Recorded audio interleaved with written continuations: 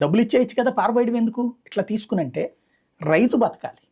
ఎందుకంటే ఎక్కువ పంట పండేది ఇదే మనకి. చాలా చోట్ల మెట్ట ప్రాంతాల్లో కానీ ఇతర ప్రాంతాల్లో పంట పండేది ఇదే, వచ్చే వాటర్ని బేస్ చేసుకుని. మనకి దాదాపుగా 40-50% పంట దీని మీదనే రైతు ఆధారపడు. అది కొనకపోతే గనక ఆ రైతు బతుకు స్టాండ్ అయిపోతుంది. వాళ్ళు ఏం చేయాలి? పంట వేరే పంట పండదు వాళ్ళకి. దాని వలన రైతుకు బెనిఫిట్ కోసం గవర్నమెంట్లు సేకరిస్తాయి. రెండవది, మరి ఊరకనే పారబోయలేం కదా. అప్పుడు మీకు ఉచిత బియ్యం ఎందుకు ఇచ్చారు? ఇదే నరేగా స్కీమ్ ఎందుకు ఇచ్చారు అనుకుంటున్నారు? ఆ రోజుల్లో పెట్టింది ఇందుకోసమే. అప్పుడు మీరు ఒకసారి గుర్తుకు తెచ్చుకుంటే వాజ్పేయి టైంలోనే బిగినైంది పనికి ఆహార పథకం. సుప్రీంకోర్టు అప్పుడు కేంద్ర ప్రభుత్వాన్ని అడిగింది, మీరు బియ్యం సముద్రంలో పారబోస్తున్నారని నిజమేనా అంటే అవునని చెప్పింది. చెబితే ఎందుకు పారబోస్తున్నారంటే ఇట్లాగండి రైతును బెనిఫిట్ చేయాలి కాబట్టి మేము చేసాం, కాబట్టి దానికి అంటే అట్లా పారబోయడం ఎందుకు, మరి జనానికి ఇవ్వచ్చు కదంటే వాళ్ళే తింటలేదండి.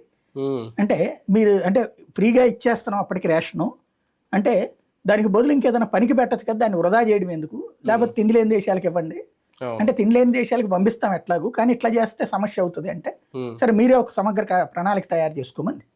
అప్పుడు ఏం పెట్టారంటే ఎవరైతే ప్రతి ఏడాది కూడా ఒక 3 నెలల్లో 4 నెలల్లో మాత్రమే రైతు కూలీలకు పని ఉంటుంది. ఏడాది పొడుగున పని ఉండదు కదా, మాక్సిమం 4 నెలల్లో 5 నెలల్లో పని ఉంటుంది. అది కూడా అక్కడ పొలాలను బట్టి. కాబట్టి ఆ మిగతా టైంలో వాళ్ళకి ఇబ్బంది అవుతుంది కాబట్టి